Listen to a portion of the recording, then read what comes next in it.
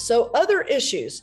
We're not going to go into great detail about this because we want this to stay somewhat of a manageable video length, but unrelated business income tax, also something called unrelated debt financing income tax. In certain circumstances, your IRA can incur an income tax.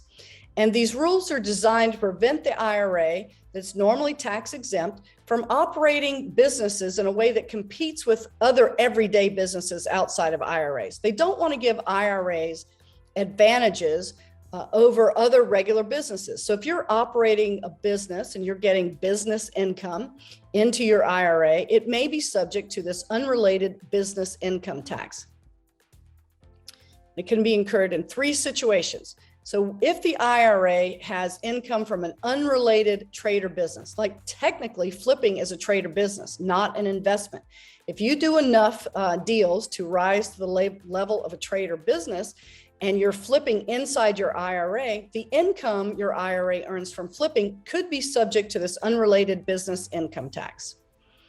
If the IRA holds assets with financing, it's using leverage to buy assets, then as you get, let's say you buy a rental property, your IRA puts 20% down and 80% is financed.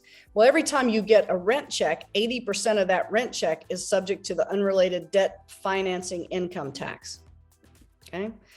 And if the IRA receives rent on personal property, what does that mean? Personal property like a storage unit, an airplane, a mobile home that's not affixed to the land, that can cause unrelated business income tax in your IRA. So just be aware of these situations and research them.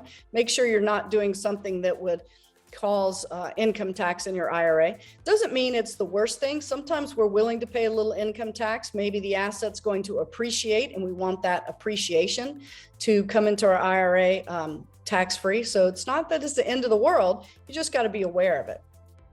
Okay.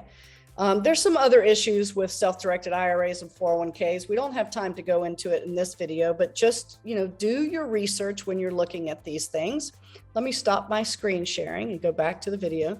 So you can see that with self-directed IRAs, there are some pretty strict rules. These rules are black and white.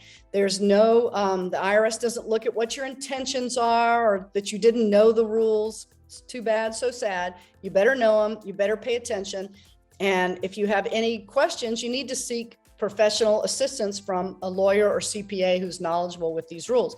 You don't want to mess up, blow up your IRA, blow up part of your 401k, and cause a lot of tax penalties. But if you do this right, you can make an incredible amount of tax-free or tax-deferred income using a self-directed IRA or 401k, HSA, things like that.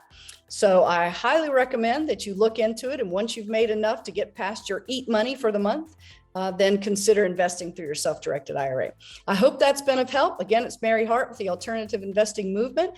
And let us know if we can do anything for you. You can check us out at thealternativeinvestingmovement.com. Thanks. Have a great day.